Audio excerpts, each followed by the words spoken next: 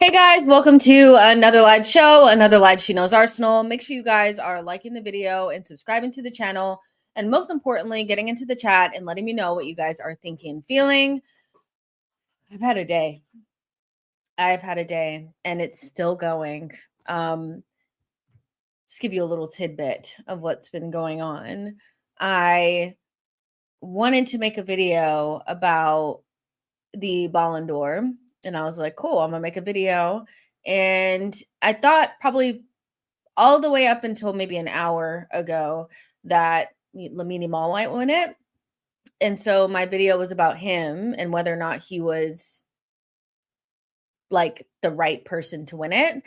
And then as time went on, I was like, shit, what if Ousmane Dembele wins it now?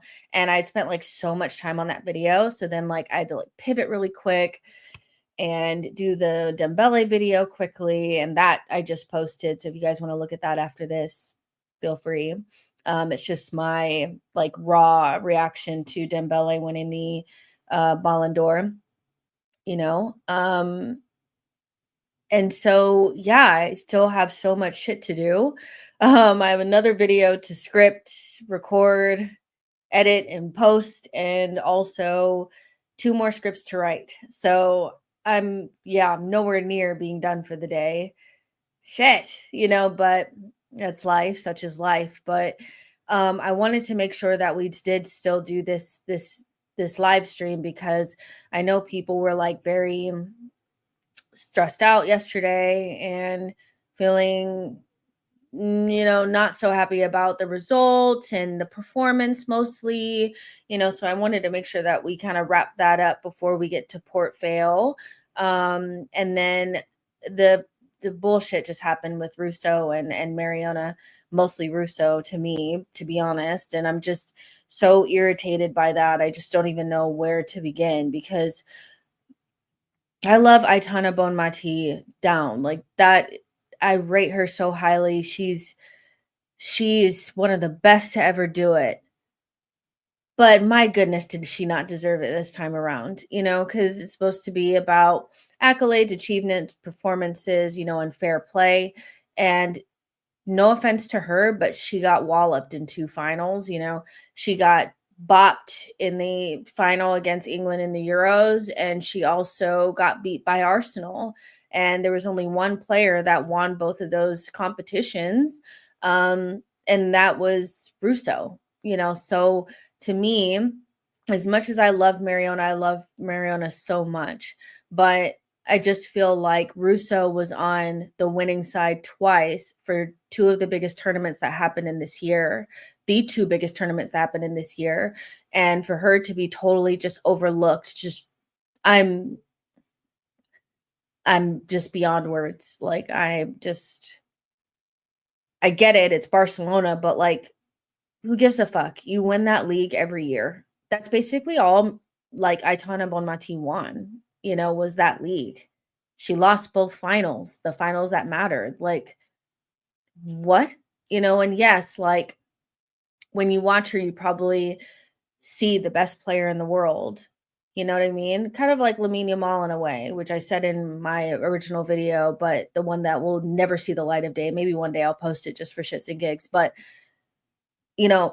even if you watch somebody and you feel like they're the best player in the world, if the remit and the requirement for the actual award requires you to have won things on the biggest stage and to have had excellent performances in those games, then there's no way that Aitana Bonmati should have won that award. That was the scandal of all scandals. That was Nedved and Thierry Henry all fucking over again. Like, I have no words. Genuinely, I am so tired. Like, the fuck was that? So, yeah, that was crazy. But yeah. Also, Noni, I forgot to mention that. The Noni thing, also waking up to that was like, oh, so we're just gonna like keep getting like big injuries. Like, we can't get away from it. Like, it's one in, one out. Saka's coming back and Noni is on his way out. Drop me out. I don't want to be here anymore. Like, what is this? Like, Arsenal have been taking hella L's the last like 24 hours. Josh says, I'm actually drained after this robbery. I definitely feel like I'm actually surprised at how upset I am, but that's because I was so sure that one of the Arsenal players would get it. And I did feel like it should have been Russo. Just because she won both. You know, no offense to Mariona, I love her down, but they lost in that final, so what is it based on? It's definitely not based on the requirements that were up there on the website, so the fuck. Ballon d'Or is irrelevant, lot of undeserving winners over the years. If you ask an average person about the award, they would say, what? That's why it's not an Oscar, not easy to say, but whatever it is. They always change the criteria. One year it's trophies, next year's performances. The Ballon d'Or is scandalous award.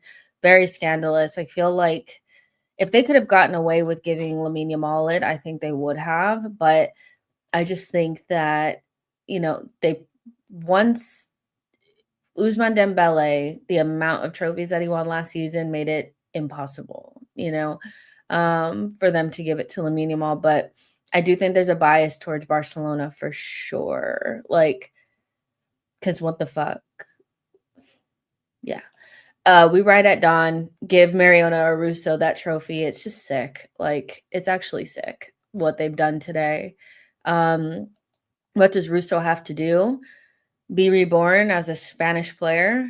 Like, clearly, and of course, like, I would have taken either one of Russo or Mariona, but I do think that, there's a big category in there for trophies. And if there's two big trophies on offer in that year, which were the Euros and the Champions League, I think the player that was on the winning side both times, that's also had a phenomenal season, by the way. Like, Russo won so many awards this past year. It's not even like she was just like on the team. Like, we're not talking about like some player that was just on the team and didn't play a role. Russo played a huge role in both teams. So, I just don't get it. Like, I don't get it. Like, I'm sorry. I don't. Blech. It's just fucking weird. I love Dembele, but I still don't see him as the best player in the world. Josh, go watch my video. Watch, not now, but after.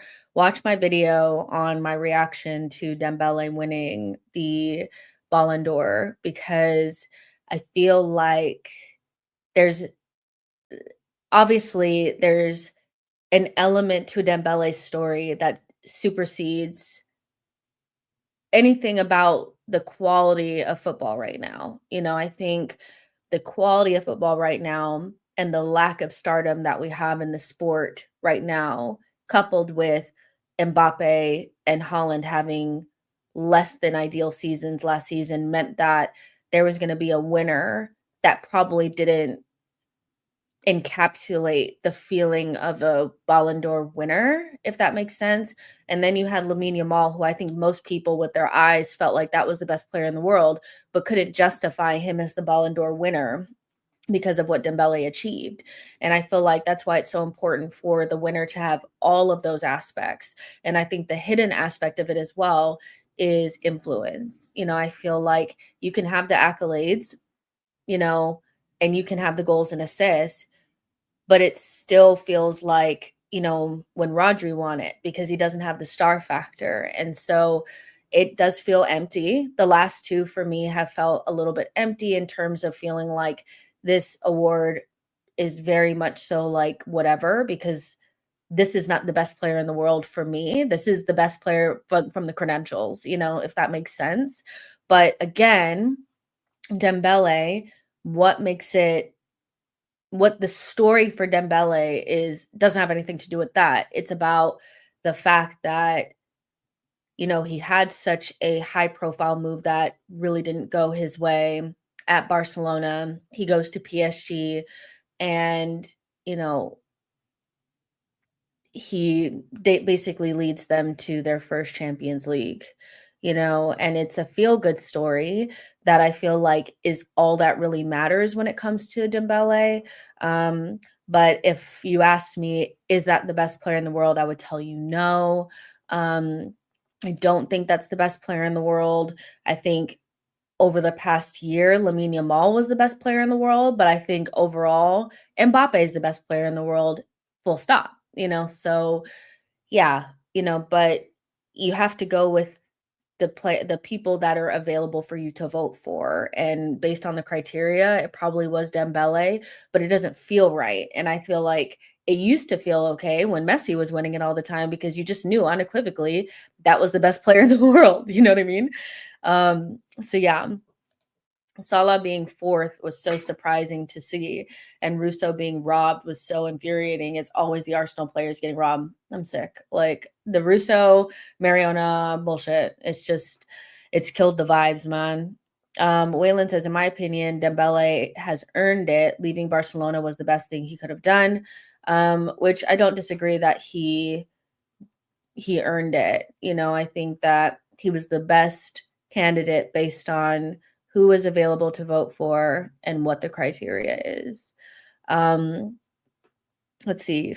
Marino is the best player in the world. He's a legend in Arteta's mind. Feel the Grind says Palmer came eighth. Make of that what you will. Benzema won it. Lewandowski didn't. That's all you need to know not to take it serious. Let's see. But I guess oil money is more important now. Well, the bar for winning it now is so low.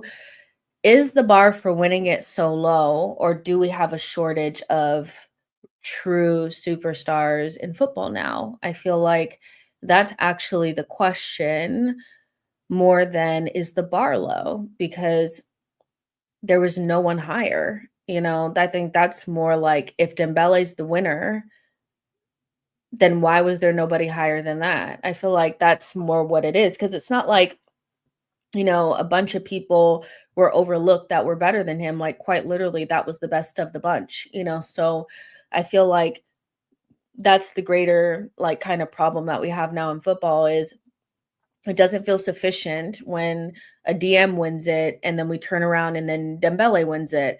You want to see the type of Messi, Ronaldo type people winning it, but we don't have any Messi or Ronaldos anymore, which is something that people talk about all the time. The lack of individual star quality in football is now going away because of the pepification of football.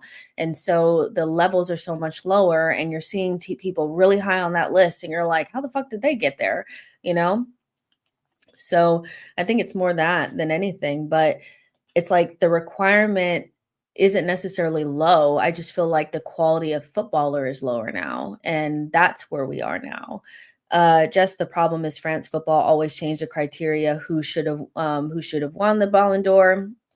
Probably a good slap in the face for Yamal. He got a little carried away, but he'll bounce back stronger for sure. Still think he's the best player in the world right now. The slap in the face got me, but yeah, I mean, I feel like he's out of control and his parents need to reel him in, but he's the breadwinner in the family and they don't give a fuck, but I think with Lamine Yamal, his time is gonna come. but I would be devastated if his time came before Mbappe's, because I still feel like Mbappe is the best player in the world. He just had kinda had, like, the move and the PSG of it all and all that kinda stuff, but if we could get Haaland versus Mbappe like we were supposed to for a while, I would love to get that before we have to do the Lamine Yamal thing. But those are the 3 best players in the world to me right now, like Haaland, Mbappe, and Lamine Yamal. Mbappe, like, most talented, most, like, prestige so far in his career. Um, you know, whatever. Then you have Holland, who's the inevitable generational striker, and then you have Lamine Yamal, who's the next one up, young kid on the block. Those are the 3 best players in the world. Sorry, Salah and all you guys, but it's not you, you know? So, hopefully we can get good seasons from these players and good seasons for their teams, and we can actually see more, like maybe a Ballon d'Or winner that feels right. But, I would still love for an Arsenal player to be in there. I just don't feel like we're anywhere near having the best player in the world, on our team. Well, Nicholas is saying then Dowman. Maybe Max Dowman comes through. Elvis says Mbappe, Kane, Holland in top form this season. At least the next one will be exciting. This is what I'm saying. Like, we have to hope that this is from a purely football perspective, not from an Arsenal perspective. But if you love the game, ultimately, you want to see the best players go bar for bar, band for band. There is a World Cup in this year. You have a World Cup in this year. It looks like Norway is going to progress and qualify. So Holland should be there. Mbappe will be there. Lamine Yamal will be there. Huge stakes on the line. Perform, and the only thing that will keep us probably from getting those results is the injuries that will inevitably come through the incessant amount of football. But outside of that, I'm really wanting to see a better caliber of players in these Ballon d'Or conversations, because as much as I think Dembele deserved it and as much as I love his story, it's unfulfilling. It really is unfulfilling. You don't feel like you're looking at the top level, and it may be old man shouting out cloud, but it's not hitting the same. And I don't think it's just because, oh, you're old. And, I feel the same way about, like, when people are like, oh, well, just because you listen to 90s and 2000 music, it doesn't mean that, new music is worse. It's just you're used to that. I'm like, no, actually, new music is worse. New music is worse. Football now is worse. Football now is worse. It's not just that I was in a different year, like different decade, and I'm used to that, and so I'm at old man shouting at cloud. It quite literally, the quality has gone down, So it's not different, it's worse, so we want to see more. Valeria, sorry, says seeing Jokeris up there got me even more angry at how we don't provide him service. I'm so sorry, but I'm not trying to hear nothing about Jokeris until I see him get service and miss chances. We're failing him. We're failing him. Sorry, like, we're failing him. Is he perfect? No. There's some teething issues, absolutely. But this whole idea that, like, oh, he's so shit, da da da da. I cannot believe that we can't even get 50% of the player that was in Portugal at Arsenal. So I'm not trying to hear all that shit. I'm really not. But we don't provide, for the striker.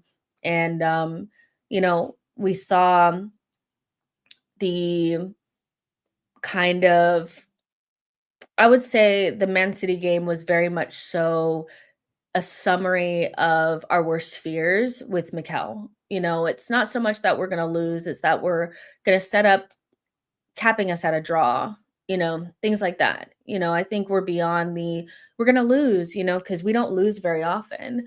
But would you not prefer to lose a couple more times if that meant that when we were winning, we would win more, and when we won with style and, like, actually went out there and tried to, put pressure on the other team? Probably. There's just an element of the last thing we wanted to see in the summer. I remember us talking about this a lot, is we want to see a change in style, and we want to see us change, creating chances and being creative and being aggressive from minute one. And we're not seeing that. The three big games that we've played, I'll put Man United aside just because I feel like we did try to do something different, but the execution was horrendous. Liverpool and Man City showed so much of like what's wrong with Arsenal right now. It's like Arteta was exposed so badly. And people are like, oh, it was just Liverpool. It was away from home. It's a tough game.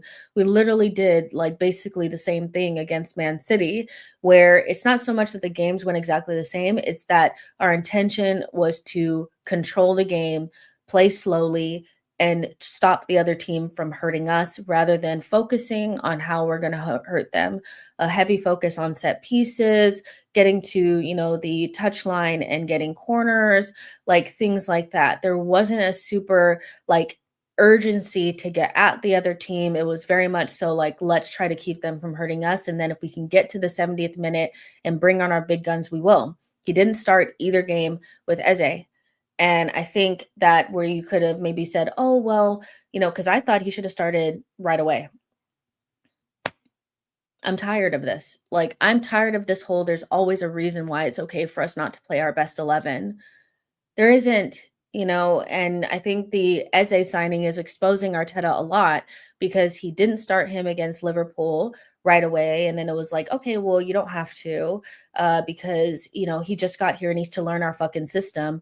No, he doesn't. Learning our system, like, be serious for 5 seconds. What system did he need to learn?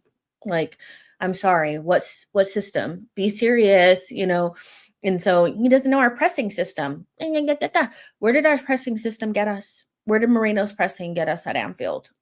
I'll wait. So, yeah, no, he didn't start Eze, and everybody gave him a pass for that. And then he didn't start him against Man City. Eze started on the bench against Manchester City at home. I don't have it in me. I don't have it in me to go through another season of this, but this season was always coming. The season where he was exposed and all of the excuses that have been made since basically the season that we finished 5th. That's where I feel like my question started to really gain a lot of prominence. Like in my head, I started getting lots of questions in my head when we didn't finish in the top 4, when we were 9 points clear of Tottenham and we let them take the 4th place spot. That in itself for me was failure. I was like, we're 9 points clear. What do you mean? A lot of people forget about that season. I don't, because I feel like we had a team that was more than good enough to finish in the top 4, and we let Tottenham come behind us. We were 9 points clear, and we got ragdolled at, Hotspur Stadium or White Hart Lane or whatever the fuck it's called, and then turned around and showed our asses at St. James's Park.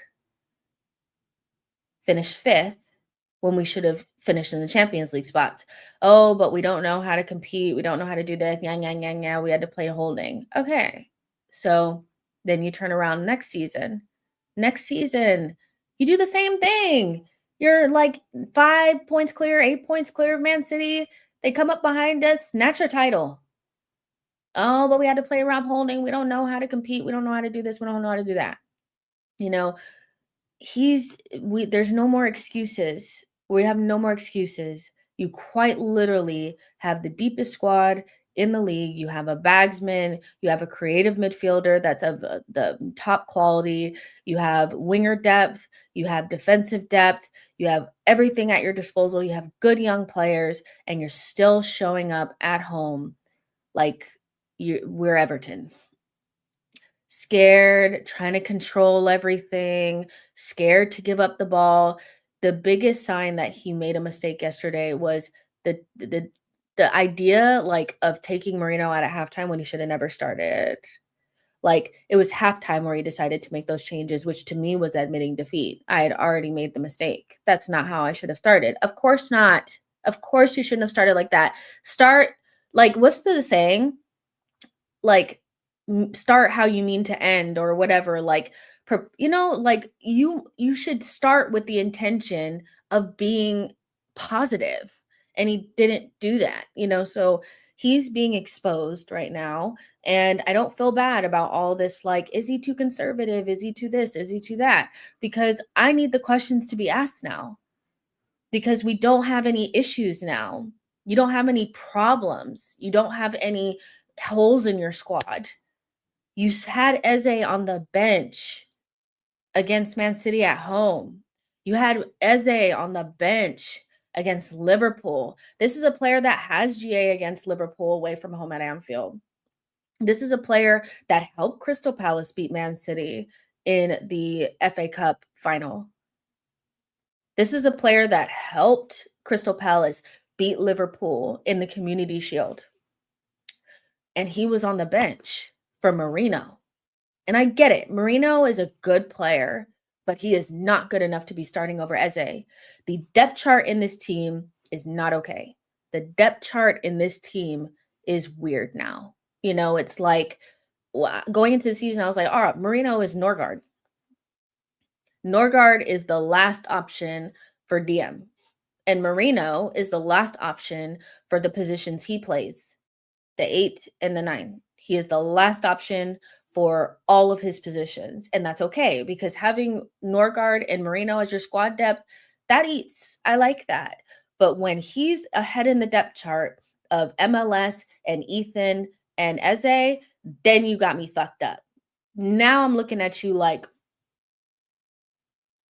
then to go in a press conference and say, well, nobody was complaining about the midfield against Bilbao. Yes, we were. Yes, we were. Yes, we were. Yes, your subs got you out of trouble. Yes, it got you out of trouble. But we were complaining like shit. We were complaining. Yes, we were. So, yeah, I think he's like, Mikel is exposed. You know, he is definitely exposed. He's in trouble. You know, it's not like from a, you know, points perspective, people can still talk their way out of it. You know, it's, oh, we only lost at Anfield, and, you know, getting a draw against City is not that bad. But if we drop points against Newcastle, it's going to get nasty. It's going to get nasty, because I still am not convinced that we're going to see 3 points against the Fulhams and the Bournemouths and stuff, because we're still struggling to break down the mid block, because he refuses to play his technical players in those games. He wants to go big and try to do crosses into the box and try to nick it with a corner instead of just trying to play football. Every time I watch a good team, they are going down the middle. No matter what's going on, they are passing it into the feet of their technical players to break down these blocks. He refuses. He won't do it. He's going to go around on the wing, out towards the touchline, and try to nick a corner or a long fucking throw. I'm tired. Like, I'm tired. You're exposed, buddy. You're exposed. And the best thing that could have happened for us, probably the worst thing for him, is having a squad this good, because it instantly exposes you. And now all the excuses that you were making before and all the excuses people were making for you no longer hold water. You ain't got no Rob Holding anymore. You don't have Nketiah anymore. You don't have Fabio Vieira anymore. You ain't got Tomiyasu anymore, unavailable. You don't. So either get it together or get out of here, you know, because for me, you're saying long enough, like, you know, the saying, you stay long enough to see yourself become a villain. That's where we're going with Mikel. That's where we're going with Mikel. He has a totally, like, competent, talented team, and he won't use it. He won't use it. So I know I just had like a little rant, but I had to get that out before we get into the things that we learned. He's exposed. That's I'm going to tell you that right now. The man is exposed. They're on him. Eze should never be on the bench. He's not a role player. He's one of the stars of the team, full stop, period. You know, he's not going to be your Grealish. Like, how? He's not going to be your Grealish. You're not going to bring him in from Crystal Palace, shunt him out on the wing, and let him die, because we're not going to let that happen. We don't have the KDBs and players like that where we can just let a player of that level just like rot. We're going to be mad. Like, you know, so no. And every time he comes out there, he's going to make you look like a fool. He is, because he made you look silly against Liverpool and he made you look really stupid against Man City. So, You don't have the type of team where you can get away with not playing Eze. You ain't got no KDB, so you need to be starting him. I do think Eze is a starter no matter what position he's playing in, whether it's on the wing or whether it's in the midfield. He is a starter. He's one of your best players. This whole, I'm going to make everybody rotate and I'm going to have, no, no, no, no, no. No, no, no. Trossard and Marino and guys like that being higher on the depth chart than Eze is ridiculous. Genuinely. I guarantee he'll start the same midfield against Newcastle. Sign your own P45 or whatever. Like, I don't care. Like, at this point, I'm like, because it's either going to go one of two ways. Either you're going to prove us wrong and be the guy and do your thing, and I'll be excited and happy, and then have to give you an apology, which I would gladly give you if you were to do what I want you to do and do what I know you could do if you actually just were brave for one minute of your life. Or you're going to tear your jaws and you're going to be out the door. Maybe not even out the door, because we know that the club probably won't sell it or get rid of him, but the fans are going to turn, so yeah. Jess Nasai says Jess Marino has not been good for us in midfield since joining the club. Let's be real, up front, yes, but not in midfield. Marino was going forward, then turning back and running backwards to a point that Doku stole the ball from him at times. Why doesn't Arteta see this? Crystal Palace away is next for me. I don't like them at all. Jess, I want to know, is Haaland and Gyökeres have the same touches per game, but Haaland has 4.2 shots per game and Gyökeres has 1.7. It's an Arteta problem. And this is the thing, like, I still see people trying to oh, well, he just needs to be better in this and that. The only time he gets the ball is when there's crowded scenes in and around the box. Because again, we are going to see an unending amount of deep blocks and mid blocks because we've been exposed already. People know that if you sit deep in a good organized block, that you're going to stunt us, and it's going to be very likely that you get something from the game. Bilbao almost got something from their game playing against us in that way. Then City turned around and did it as well. If City will do it, then everybody else will do it. It took a stoppage time goal to actually get something. So we're going to see this style, so much that if we don't find a solution, we're going to see a situation where there's always going to be 2 or 3 center backs around Gyökeres, and we just don't do the thing where, sometimes against mid and deep blocks, all you need to dribble, you need to create a lot of chaos, take your man 1v1, put in as many low, scary corridor of uncertainty type crosses.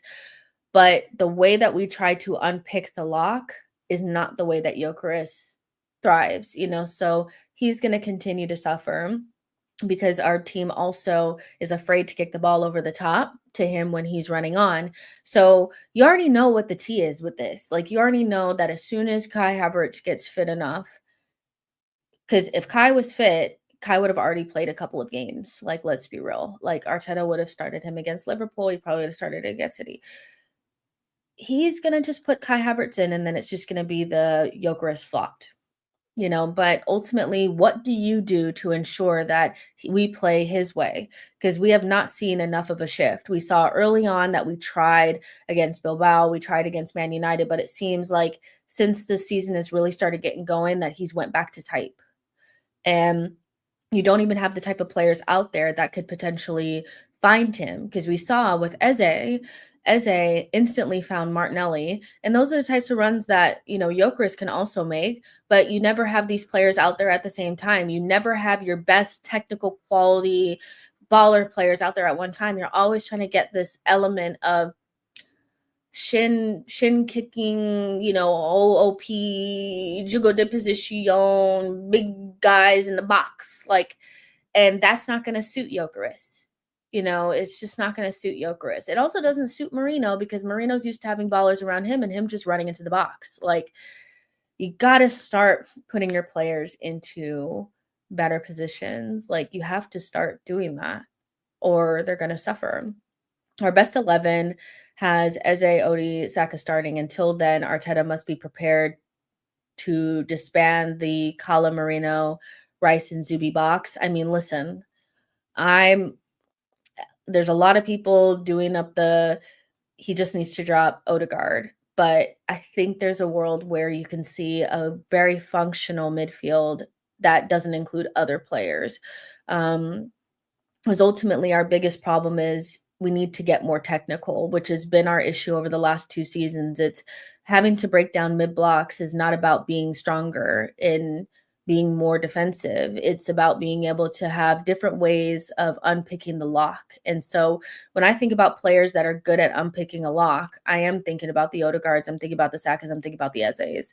So maybe in bigger games where we're going to play against the bigger, more physical sides, you play with somebody else. But if you're trying to unpick a lock, there are players that do that. And that's what their that's what their game entails.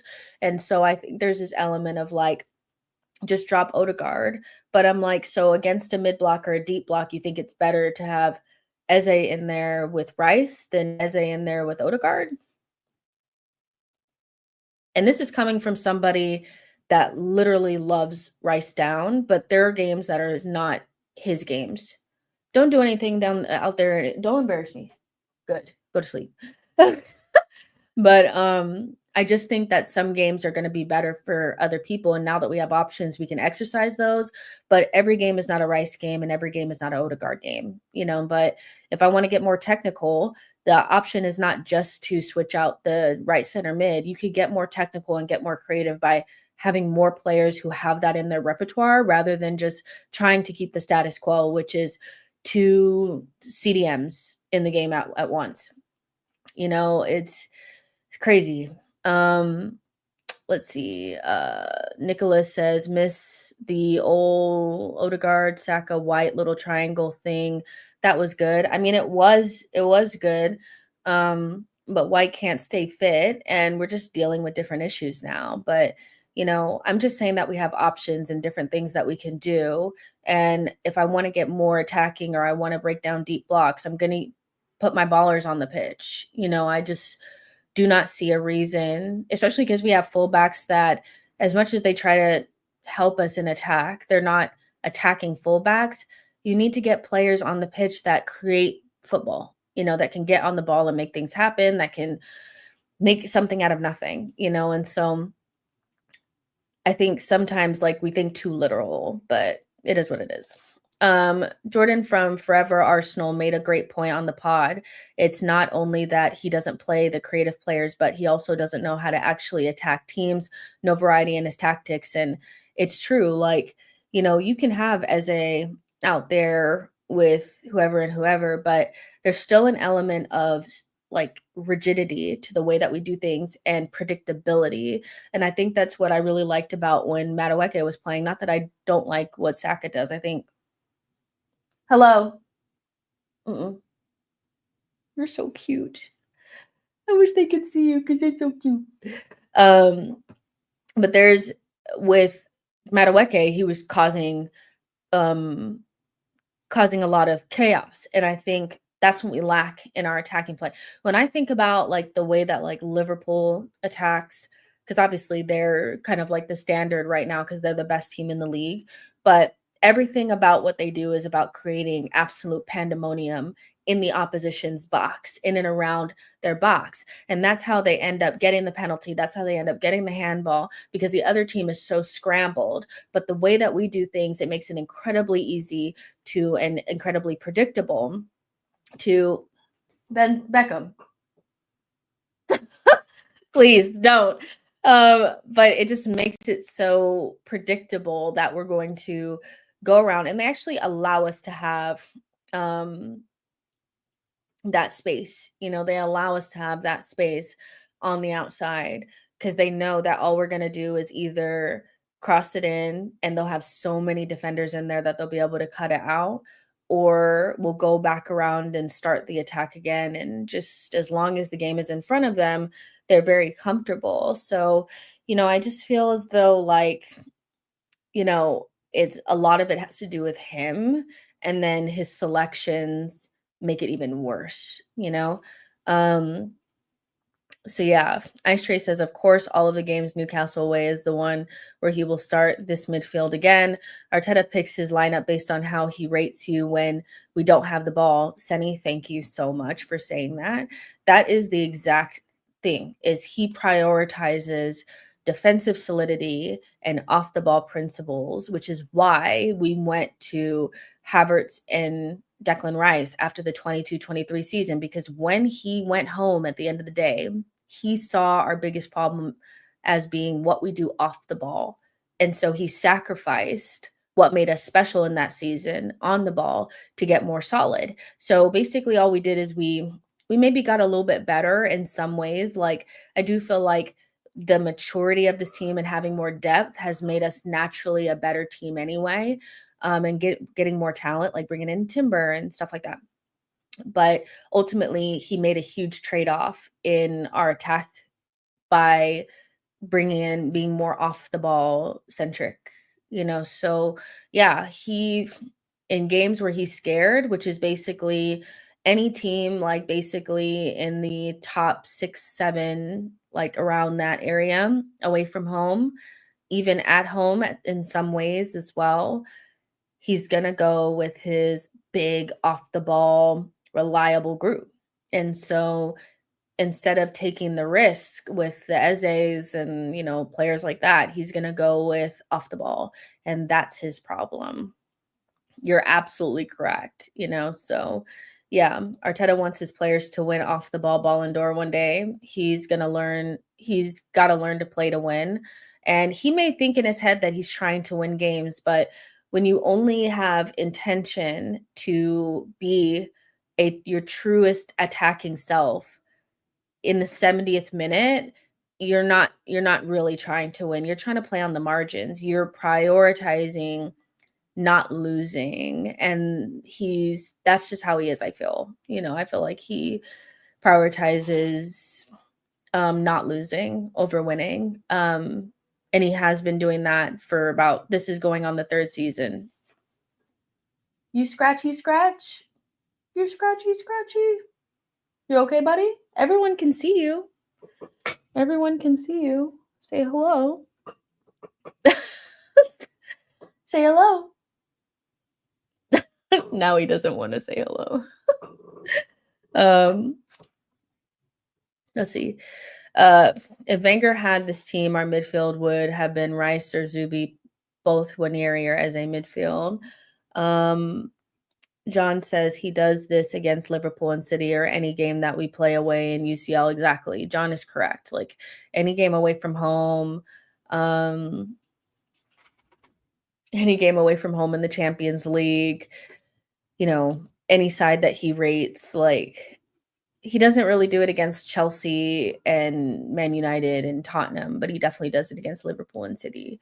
Let's see. Prefer Gyökeres flicking his hair, walking like he's wearing jeans. He doesn't want anybody taking Odegaard's position. That's why he doesn't start when Yeri there. Also, Eze, by the way, you're going, looking beautiful. Thank you so much. I really appreciate it. I've seen this going around quite a bit. What I don't like about this take is it's creating unnecessary negativity around a player that's not even playing for us right now, that's injured.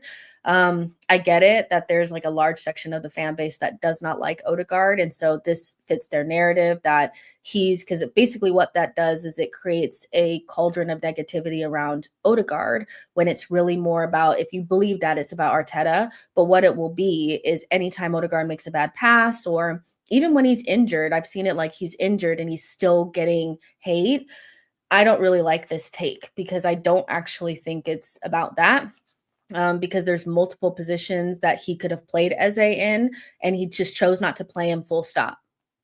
He could have played him on the wing, and he didn't play him there. He could play him left center mid. He doesn't play him there. He could play him in Odegaard's position. He doesn't play him there. So I could understand more if he was only playing him, in other position, but he's not playing him at all, which to me is more about other things than just Odegaard. But I feel like what people are trying to do is to create a negativity spiral on Odegaard because they want him out the team. But, I don't know what to tell you. I really, really don't know what to tell you.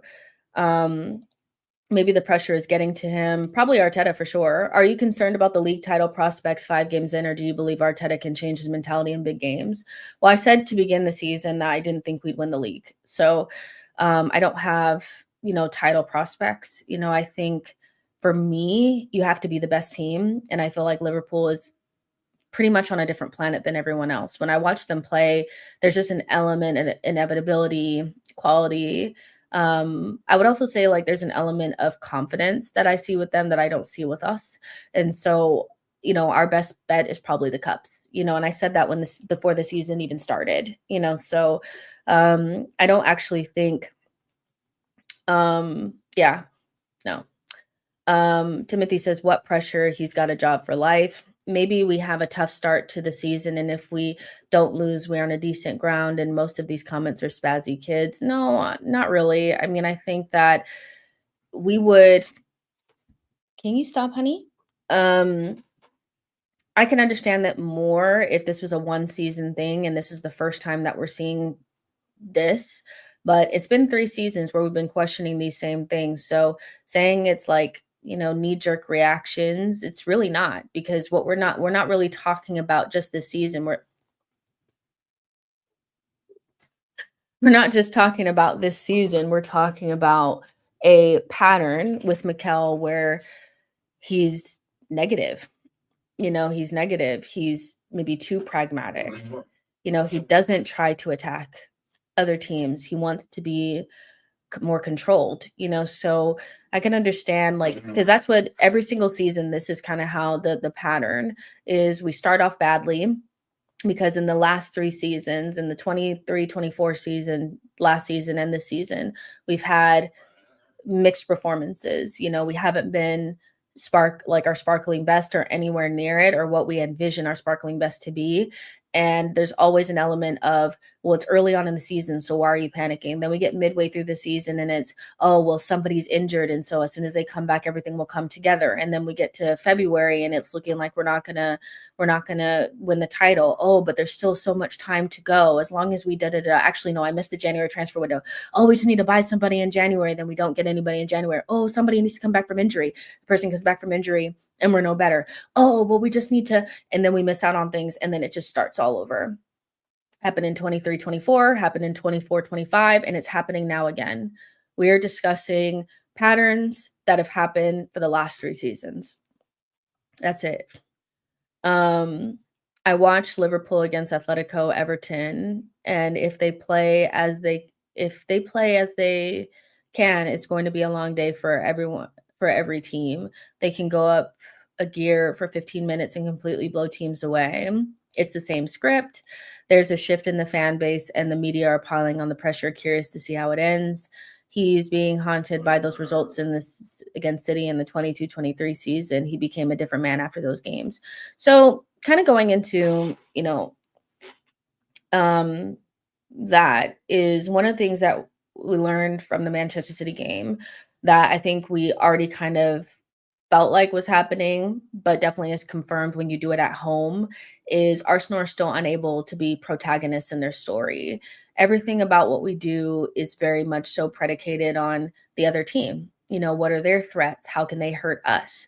And so everything about what we do is about controlling the situation so that they don't hurt us and not trying to be aggressive. We don't back ourselves to play our football, you know, and then if things don't even go right, we can just, turn it up a gear and get the goal back. Everything about what we do is trying to keep it 0-0 and nick it. Keep it 1-0, keep it 0-0, nick it. Everything is about playing on the margins, and we're just not, as a big team, like, or a supposed big team. Sorry, Beckham and Benzema are playing, but as a big team, you're showing your ass, right? Everyone's watching you, listening to you scream. But I feel like big teams, elite sides, are protagonists in their story. They're always thinking about what they're gonna do. Of course, they set up their tactics to make sure that, like, they're secure and they're doing the right things to make sure the other team doesn't hurt them. But that's not their number one priority or their only priority or their what they're doing first. They are thinking about what they can do. And I just I know that Arson kind of got shitted on for doing this towards the end, but I just kind of feel like the best teams, the Barcelona, PSG, Liverpools, they play their way no matter what. If they drop points, then fair, but they never change their game so dramatically to stop another team from doing something really. That their principles are always the same, and their principles are always to attack and hurt the other team first. Um, and Arteta's the opposite. His thing is stop them from doing stuff to us. And his mode of attacking now is this really slow way of attacking so that we don't get caught out and corners. We're not protagonists, and big teams are protagonists in their story. They're not reactive, they're proactive, and the reactiveness has been there for multiple seasons now. And so if this was, something that we're just seeing for the first time, I would say maybe let's just give it more time. Like I think that the Eze conversations that were happening the other day about him not being that good, and we got a 28-year-old like England, backup, those were premature because Eze's never played for Arsenal, so we don't know. Premature conversations about Gyökeres, he's never played for Arsenal, let's give it time. But these themes are a pattern now. They are who we are fundamentally. We are synonymous with bad football. We have cemented ourselves in the bad football category. We are firmly in the same category as Atletico Madrid now because of Mikel. And Arsenal have never been in that category before, and I don't know if we want to be in that category because no good teams that win are in that category, right?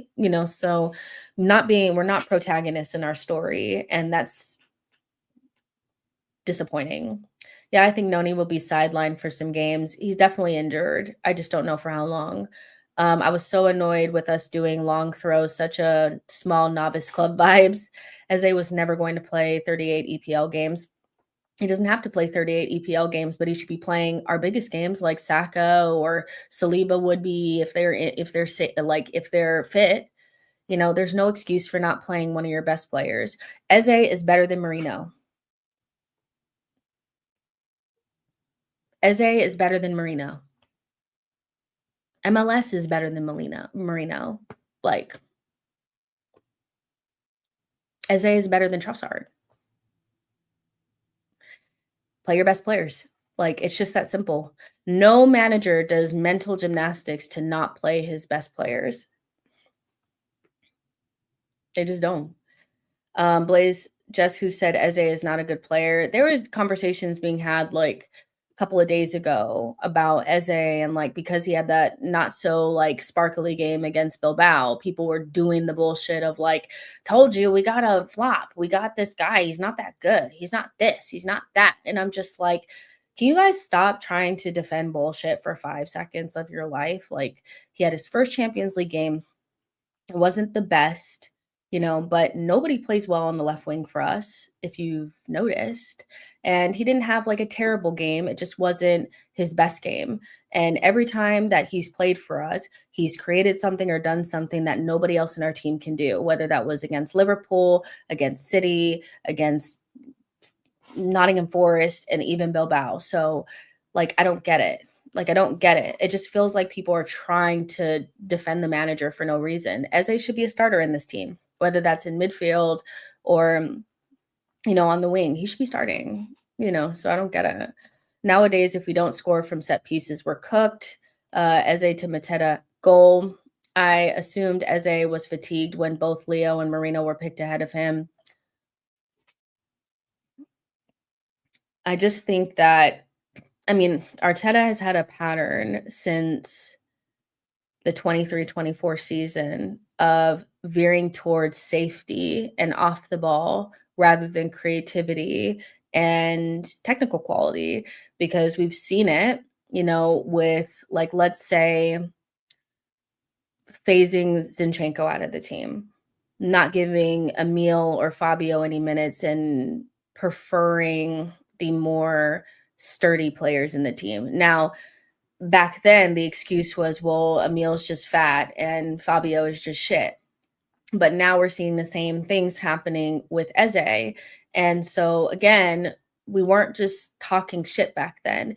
There were times where he could have utilized Emil or Fabio to do different things, but he only played them when shit was dire. And then if they didn't change the whole entire game, it was like, oh, well, that's why I didn't play them. They're shit, but he's ever since the 22-23 season, he has always preferred players that made us more sturdy. That's what I would call it, because sometimes it's not even off the ball, because Moreno's not stopping anybody. Let's be fucking serious for 1 minute, So if we picked a team mostly based on what we could do to the other team, it would look totally different than the team that we play with now, But like Salah says, safety first. I think the other thing that we learned against Manchester City was that Martinelli has found his role. I think that I feel like some people, feel like it's a remontada for him to start, but I actually just think it's his role is better off the bench. I don't know if you could say that because he scored off of the bench twice that he should be starting. When we saw him starting against Man United and Liverpool, he was poor. So I kind of feel like this is his role, off the bench and maybe even central. That's not something that that's not my hill to die on. My hill to die on is not Martinelli as a striker, but I guess you can't really deny the fact that if he played more central, he would do better than when he's on the wing, when he has to think about dribbling. I guess if your main qualities is scoring goals and your main qualities are running, and making runs, then your best position or the way that you should be utilized is more central and in a goal scoring position. And if you're not going to facilitate that on the wing, then the perfect place for that to happen is central in the center forward position. Now, Arteta's never really leaned toward it, and I'll tell you why. He does not lean toward it and does not use it outside of an emergency, because he prefers his center forward to be a facilitator. That is the reason why as soon as Kai Havertz comes back, Gyökeres will be benched. He does not like true number 9s that are just there to score goals. He wants, for some reason, his center forward to be a facilitator. That's why Lacazette was playing through the middle. That's why Jesus has been preferred. If Jesus was fit now, he'd probably be playing. Let's be real. Arteta loves Jesus. He loves Kai. He loved Lacazette. He loves a center forward that's a facilitator. He has taken 6,000 years to get a true number 9, and he's never used Martinelli there more than like once or twice. So I don't know if we'll see it, but I think that if you've had questions about whether or not Arteta platforms his attackers properly, those questions will be furthered by the goal that was scored between Martinelli and Eze, because both players are better central and scored the winning goal from central areas. So, but right now, I feel like Martinelli is better used off the bench, but until I see him start from the beginning and play well, I feel like this is his role, and I think that's okay. Especially because he has a really good mentality. He's somebody that seems to just want to do well at Arsenal, and so he doesn't really seem like he's gonna agitate if he's not starting. I think he has a great mentality. That's something I would always say about him. I'm okay with Jesus, but never Havertz again, please. Nothing's changed with Martinelli. He's best with open space and is instinctive. He should remain an understudy for Gyökeres and Madueke. I agree with that. Every game we lose or draw this season will make the fan base even more divided, putting even more pressure on our Arteta. I don't even know why the fan base it should be divided at this stage. There's nothing to be divided about. You guys said, the people that were still really behind the manager, that as long as we got striker and wing backups and a number 10 and all of that, things would just fall into place. And he has all that and things are not falling into place. So why would we be divided at this point? At some stage, it's just him. It's just him. No, not just off the bench, but closer to goal. That's the important part. Rodrigo and Raphael leap on fraud watch. Okay. Martinelli's pace works against tired legs. Um, any thoughts on Arsenal NTS special edition kit? I mean, I think I like it like this the drop more than I thought I did when I first saw it. I think I really like the anthem jacket or the one that they wear during the anthem. I really like it. It's not something that I'm gonna invest in because everything is so expensive, but it's definitely nicer than I kind of thought originally. And of course, everything always looks nicer when they're wearing it. Um, let's see.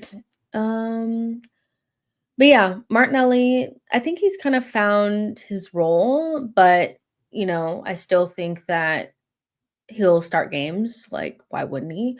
If Trossard is still starting games in 2025, why wouldn't Martinelli? So there you go. I would say the last thing that we learned was that the mentality fucking reeks. You know, I didn't notice this because obviously you guys know if you were on the match reaction, but I already turned the game off. I would like 3 minutes to go. I was setting up my stream. I was like, these motherfuckers ain't gonna score. Like, let's be real. Like, they're not gonna score. I'm tired. I don't want to watch this anymore. They look terrible. Uh, but we scored, and I hate to be that person because I don't like agreeing with rivals and the media because they get on us for everything. But it's not a good look when you have time left and you score the equalizer and celebrate like you won. I get it. It's a last minute goal, but it wasn't a winner. So you need to be grabbing the ball. But I'm not surprised that the players are kind of like that because the manager deems draws as wins. As long as we don't lose, we've won. There's so many games where we don't play well, where the overall narrative from the club, from the manager, from the players is we tried our best, we did okay, we did, blah, blah, blah. There's never any like that wasn't good enough. Um, and I just feel like they should have been more desperate to win the game at home against a team that really wasn't even trying to really play. They were just trying to like sit in a deep block. Uh, the not the best Man City team we've ever seen, but we definitely did not beat the allegations that Arsenal love a draw. They'd rather draw, than actually try to win the game. And that wasn't like a good look. Now, I'm not saying that Martinelli was wrong for celebrating, but run and get the ball, like all the celebrations and all of that with Raya and Eze and all that kind of stuff. Like, it's great. I get it. Like, we scored a last minute or like stoppage time equalizer, but it's a fucking equalizer. Like, we shouldn't have even been in that situation to begin with. So I kind of do think that the mentality conversation is there and it's kind of valid that this team tends to veer towards the mentality of the manager, which is why whenever we talk about the mentality and we start talking about why we don't win certain types of games, I always go back to the manager because the mentality trickles down. If you're okay with drawing, then you draw. If you're okay, like nobody seems they are if nobody seems pressed, then why would you be pressed? So Yo-Yo says the pressure has already gotten to some of these players. The Emirates is tense and Arteta is transmitting his fear. I mean, people always talk about the Emirates being a library, but why would you be excited about watching us play when you know that when we come out and they don't do anything to get you off your feet?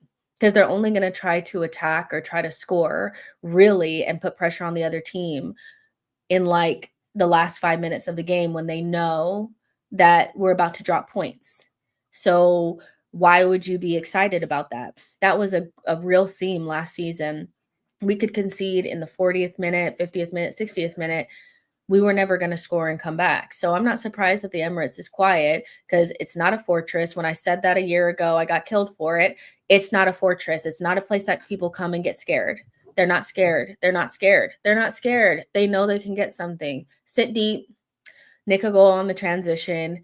We're not going to try to actually really score and push for it until like the 90th minute.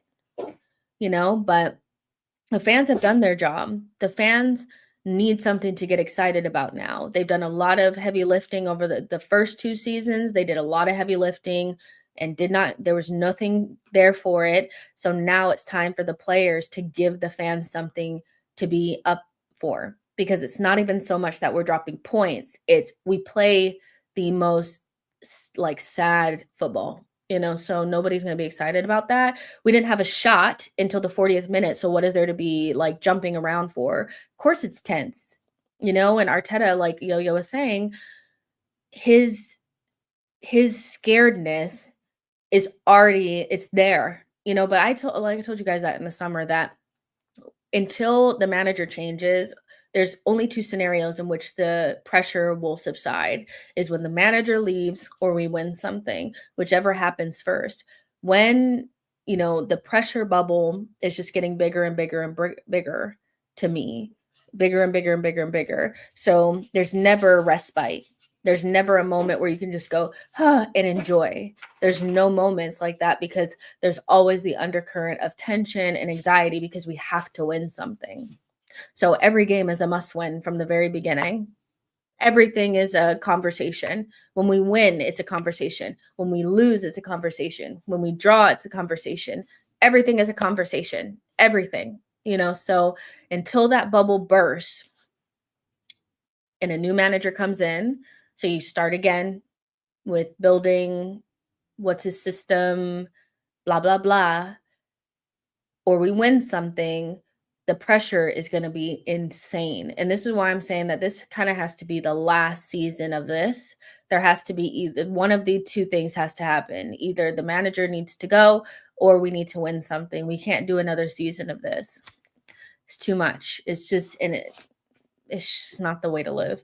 The way Martinelli is playing has Carlo Ancelotti written all over it. He's given him a lot of game time for Brazil. Drew says, I love all this shit. I don't feel entitled to trophies.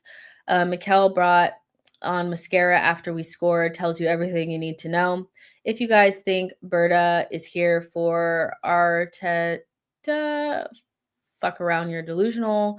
I think Arsenal men team should aspire from our women's team how to thrive under pressure and win a major trophy. The way the women, no, they could never. It's the women's team is not as far removed from their legacy of being a top team. The women's team is still respected. The men's team allowed their stature to go wane so far away that they'll always be under, they'll just be under it. The women's team was not so far removed, so and the level of confidence and just business as usual in that Champions League semifinal and final, we don't feel like that. The men's team feels like every game is do or die. It could never. I've seen one of Newcastle streamers decorated his wall with Carabao Cup medals, just one thing they won. I mean, if we won anything, I would be so happy, because I'm tired of seeing this team not win anything. This team, I love these players. These players have made Arsenal enjoyable again, or at least make you believe again. And now, it's time for them to win something. Of course, they have to do it themselves. But again, the reason why Arteta is being paid £15 million a year is because he is the most important person in what's going to happen. The manager would be getting paid a lot less if he was less important. This is why when it's just the players, it's the players, it's the players, it's him. It's him. And he's responsible for this. So this is his team. So yeah, but the pressure is not going anywhere. So he needs to get a grip. The style of play will change at the end of the season. Elite players, average manager. Either you were in a cave or there was no electricity. You guys are talking to each other.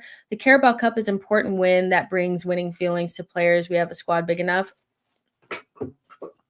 If you say that we should try to win the Carabao Cup.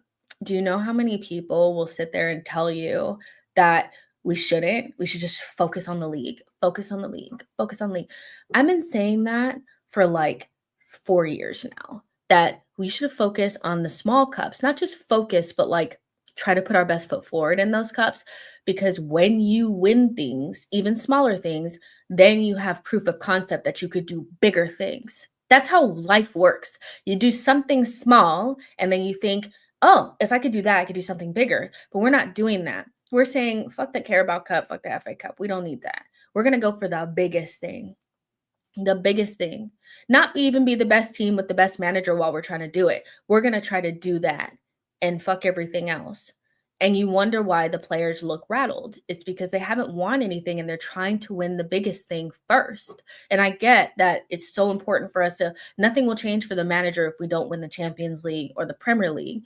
But ultimately, like, what has just focusing on the Premier League gotten us? It's gotten us nowhere. Win something small, not the Community Shield, but something smaller. Just at least try to put your best foot forward in Carabao Cup. Just try to do that. If you win something, those players will get the confidence. But they don't have anything to prove that they're going in the right direction. It's just like, second. Benzema, stop it.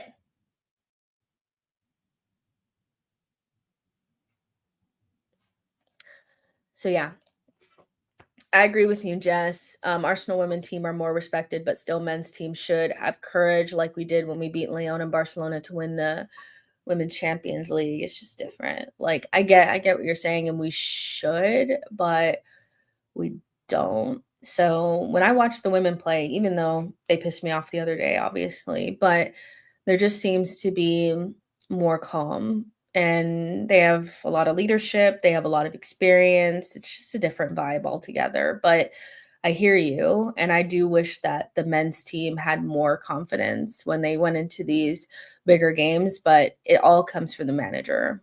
And Arsenal women's goal is never to stop the other team from doing what they want to do. We're always trying to do what we want to do. We want to play the Arsenal way. We want to play good football, score lots of goals. And that's also apparent by the types of signings that Arsenal women have brought in. They've put in very little, emphasis on defense. They have a young player in Katie Reed from the academy that's playing in Leah's position right now. But when they spent their $1 million, what did they spend it on? They spent $1 million, or they spent $1 million on Olivia Smith. They got Russo and they got Caldente. All three of those players make a difference in the final third, bringing in Chloe Kelly as well. So they're front loaded while we're more concerned about the defense, which you're not really surprised at how we play because there's no emphasis on being the best attacking side. It's all about keeping the other team out. Carabao Cup and Europa League wins several years ago would have been massive for Arteta and squad development. At this point, just getting to a final would be big for these serial losers. I mean, no finals as well, which if you bring that up, people are like, doesn't matter. And I'm like, the fact that you've never gotten to a final outside of the FA Cup is kind of wild though. No finals, like you've had 24 opportunities to get to at least one final and not even one. We were in 2 semifinals last season and we fucked up both of them. We should at least got to, we could have at least got to one and we didn't get to any. Are these not red flags for you guys? You guys know where my mind is at right now. I'm at let's just see how things pan out. Because at the end of this season, we will know the results. We will know where we are. So they gave us a team of the year to not give us the Ballon d'Or winner, please, Valeria. Let me forget that even happened because you don't want to get me on another rant. This season, Arteta is exposed. Every result is on him because there's no problem with the squad. There really isn't any problem with the squad. But it's just, I'm actually happy that Mascara and Madueke have been as good as they've been because it's alleviated that knee-jerk kind of defense that most of the more positive side of the fan base, they're always talking about injuries and we just can't pass a ball to each other if so-and-so's not on the pitch. The fact that we have Madueke and Mascara, and they've come in and done well, has meant that we don't have to hear that, and so the pressure is really on him, and nobody's really even looking at anybody else, which is a good thing because everything else has already been explored. The depth, the defense, the attack, everything has been looked at, so it's on him now. It is wild, and if you remember it correctly, both last year and 2 years ago, players effed in the semifinals. Arteta effed the other two by not getting them ready and played bad. Reality is that Arteta is not alone to blame. He came in as a rookie and the club was a mess. If Arteta had Berta behind him early on his managerial career, he would have won the league or the UCL. Maybe. But Berta can't coach those games, so is because Arteta has, because you're saying if he had the personnel, he would have won something by now. But I think the biggest change that needs to happen is what's going on in here for him. To be honest, because I feel like he could have the City side, he could have the Liverpool side, and they wouldn't win. I'm just going to keep it a buck. Like, I genuinely think that his way of thought is the biggest gap for us right now. So yeah.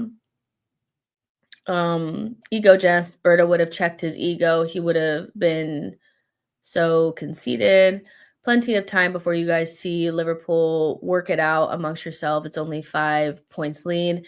I mean, 5 points is not a lot, but when you're playing up against a side that doesn't look like they're going to drop points, because what usually ends up happening is when they drop points, we inevitably drop points. So we're not good chasers, but we're also not good leaders, so I kind of would have preferred us to be ahead this time around, but I knew that that was going to be unlikely based on our schedule. So we're basically waiting for them to drop points because we couldn't take points off of them ourselves. So we're already in a bad situation as it is. You know how it is waiting for them to drop points. They will drop points before we play, and we know how we are. So 5 points is not a big gap, but it's also, you don't want it to grow after the Newcastle game. So they need to get it together. And when I say they, I mean like up here, like you have everything you need to beat Newcastle, even at St. James. But if you go in there with the mentality that you're going to outbeat them physically, you're going down.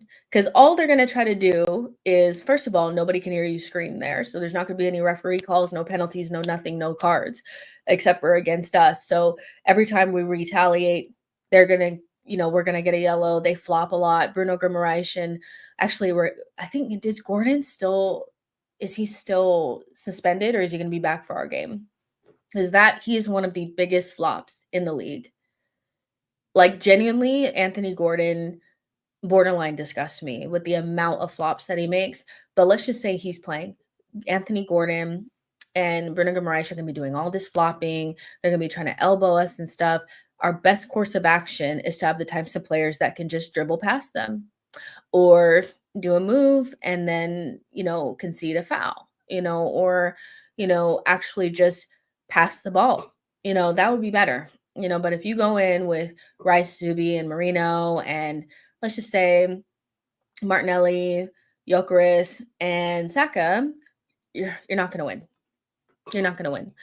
Arteta has been cautious because of the tough fixtures at the start, but what if it was an easy one? Do you think when we would have playing cautious or attacking? I think attack. I don't know, because we had an easy early games in 23-24, and we looked like we do now. We just play like this. This is how we are. It's just a matter of how if the other team cannot set up in a mid block that's organized, we can break it down a lot easier. But no matter how the team comes and sets up, we set up like this. There's never a time where we're just fluid and attacking and just going for it. There's always an element of constraint. Watch our games, watch how long it takes for us to get our first shot. our first shot, actually, I will look up the stats and give them to you guys.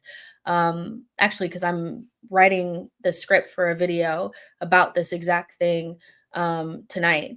But I want you guys to take stock of how long it takes Arsenal in any game, even at home, to get their first shot on goal. It usually takes 20 minutes.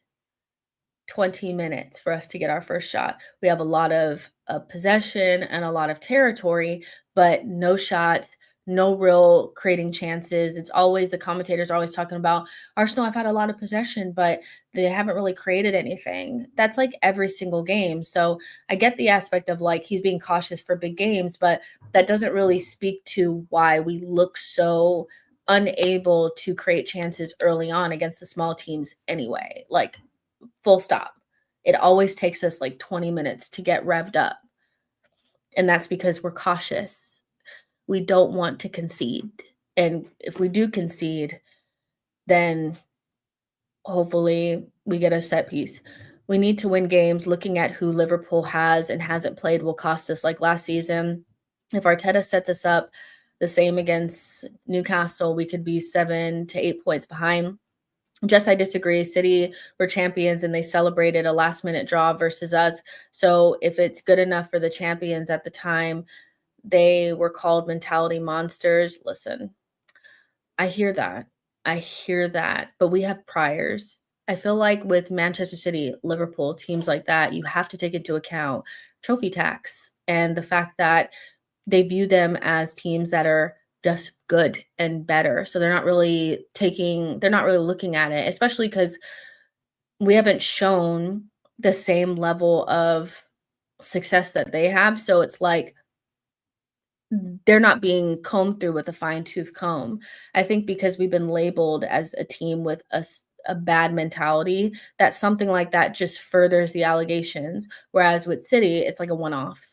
And ultimately, they were given the title of like the victors for that draw because we were sitting back and they always have this thing about people coming and sitting in, and it was our season to really win it, so there was already pressure on us. They had just won the treble. It was whatever, so everything about the way that we're seen and the way that we are analyzed has the context around it that we do not have credit in the bank. And so until we beat the allegations, it is what it is. So, but for a team that hasn't won anything, you would think that we'd have the best mentality out there, but we keep falling into this mentality of draws are okay. And, Rice and Mikel Arteta were talking after the game, saying things like, we've never seen City have to go into a deep block before. We've never seen City,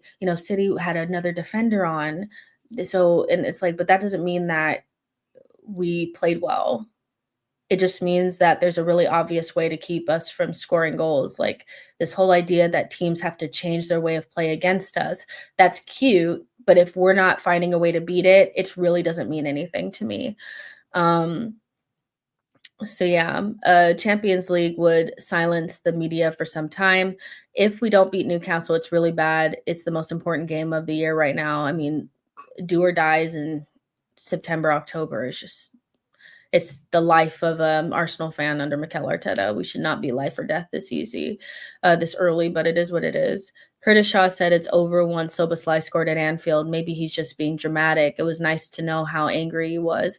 I mean, I would say that I felt like we needed to beat Manchester City at the Etihad last season. And I remember somebody tweeted it, and I did not retweet it because I knew that if I did, I'd get shitted on. But it said something like, Arsenal fans don't know it yet, but the irreparable damage that Stone's goal is going to cause on their season, they don't know it yet.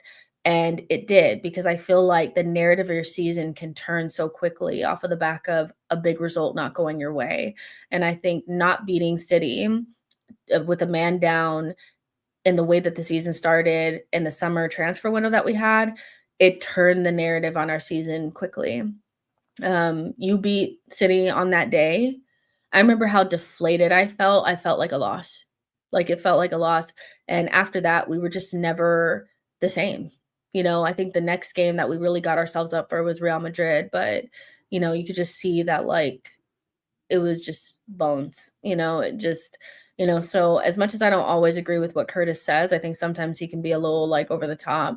I just think that, like, the narrative of the season very much so it was already in their direction, but it furthered in their direction with a goal like that. You beat your most nearest title rival like that.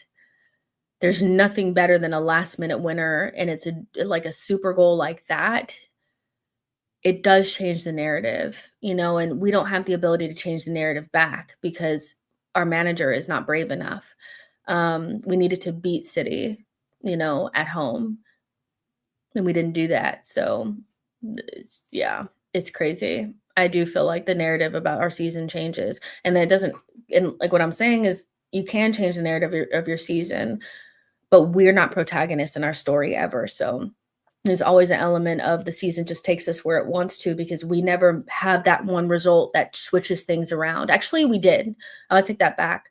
The one result that we had that switched the narrative back in our favor was Liverpool at home in the 23-24 season. That is a good example of how your season can get turned around with one result. Season can get turned around with one result. We beat Liverpool. The back was against the wall. They were already doing if we lose then we're out of the title race. We beat Liverpool at home 3-1. It was a great performance. We played them off the park. And then boom, we went into a second half of the season where it looked like we would win. And of course, we did the Aston Villa bullshit like we always do. But games do change the narrative of your season, and Arsenal tend to fall into the narrative of their season. They don't have the ability to turn it around. Last time we turned around the narrative of our season was that Liverpool game in the Premier League. I disagree. If we had beaten City that season, we would have ended up dropping points to a team no one expects us to drop points to. That is the Arsenal for you. I don't agree. I think if you don't go back and think about where we were right then, they gave everything in that game too because they wanted to win it so bad. We had the 2-1 win. We've never beat them at the Etihad. It was different. The energy and the commitment to the cause, because that was also our nearest title rivals at the time. City was the team. It's supposed to be Arsenal versus City again. We were seconds away from beating them for the first time, and nobody ever beats them there. If you beat City at the Etihad that early on in the season, it galvanizes you and moves you forward in your season. It does. Even if you do lose to a team that you're not supposed to, you don't drop as far as if you've already dropped points in a situation where you should have won. Then it starts to become who you are. It's not something that you can turn around quickly. You need to be able to change the narrative of your season. With Liverpool, I agree 3 seasons ago, I said if we beat Liverpool, we would win the league. Arteta hasn't recovered from that Villa loss. He hasn't recovered from the Man City loss. That was the biggest one. But there's just times where you could take the responsibility, and I just feel like sometimes we just let it take us, and I don't see this team really changing that much, but Jerome says there's a momentum factor needed to win the league. Exactly. And yes, we had a lot of injuries last season, but it wasn't just the injuries, and I stand by this. I'll say it with my chest. We leaned on the injuries because it felt like a good excuse, but ultimately the team had given up. The team had given up. Nobody was playing well. They were not in it. We know what this team looks like when they want to win something or when they think they can win something. When they don't, they look like a completely different team. Case in point, we had injuries when we played against Real Madrid. That team felt like it came out of nowhere. So we know that they could have played better all the way up until that point, but they didn't, so you need momentum, and that can come from a specific type of win against a specific team. And Liverpool got that from the game that they played against us at Anfield. And we could have probably gotten that if we had beaten City the other day, and we didn't, so we need to change the narrative of our season because it's slowly going into what it was last season. We're already out. People were saying we were out of the title race last season in November. and then it ended up being the case in February. So we need to change it around. I think if we beat Newcastle, that will springboard us. And also, if we can beat a team well, playing good, not just nicking the corner, that would be great. Let's just focus on Champions League. The league is finished. Man City era ended, and Arteta still hasn't clocked it. We all see how Liverpool will play them.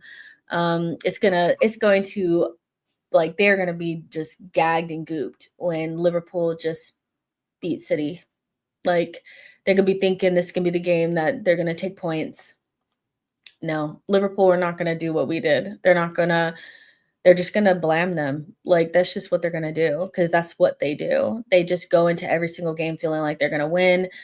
Slot is confident. He makes changes early. He backs his players to make he just backs his players to go out there and make the difference, genuinely. So they're going to be gagged and gooped when Liverpool easily beat City. It's just going to be like, oh shit, yeah. If we somehow beat Newcastle with that same midfield, Arteta will never change. This fans just give the league to Liverpool now then. Liverpool will beat City 4-1 or something like that. Liverpool will beat City convincingly. Are we even going to survive that Newcastle first half 20 minutes? They know we're food. They know we're the type of team that they can get at. They scored. Isak scored against us last time we went to St. James in maybe the first 11 minutes of the game, and we didn't even muster a shot until the 80th minute. This is what I'm saying. If we concede, we don't even look like scoring, ever. And the fact that that's the same thing that we saw last season, and everybody said, but it's injuries. And we had a team that had Madueke and Gyökeres in it.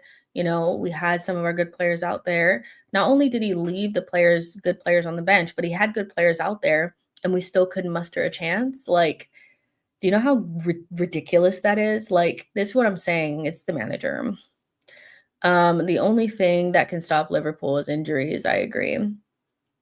Liverpool glazing is hilarious. I don't even think it's hilarious. I just think, we don't need to pretend like they're not good for whatever reason. Obviously they have some frailties, but sometimes you need to remember that you have more than them.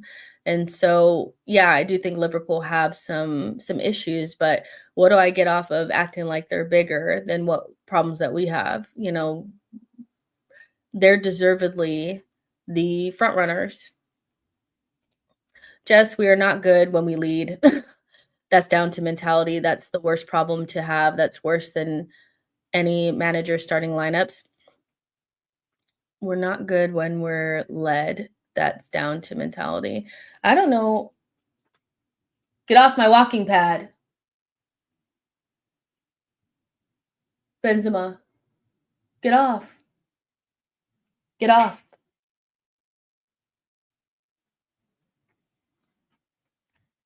Do you guys want 2 dogs? Do you guys want 2 Chihuahua Terriers? Because I'll send them your way. Get off of there.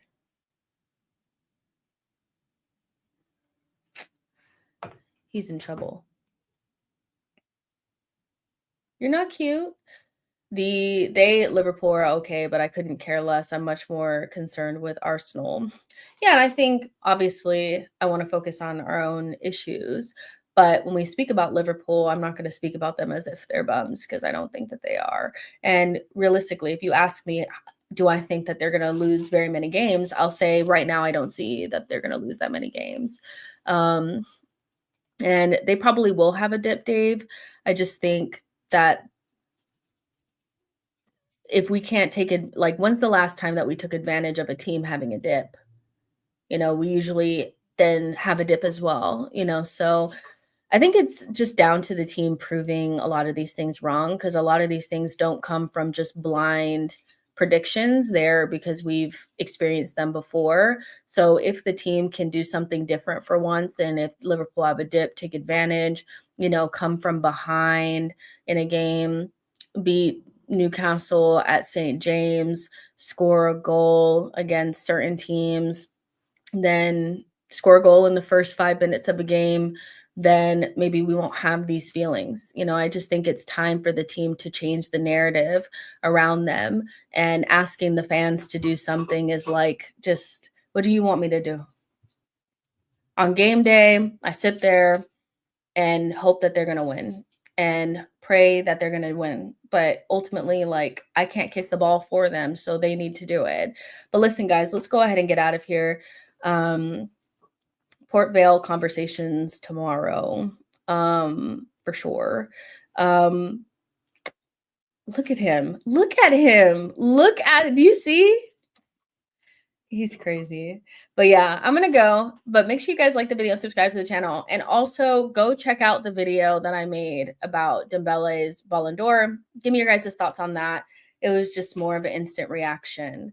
And I would love to see your comments in the comment section. But yeah, we will talk tomorrow. See you guys in the next one. Bye, guys.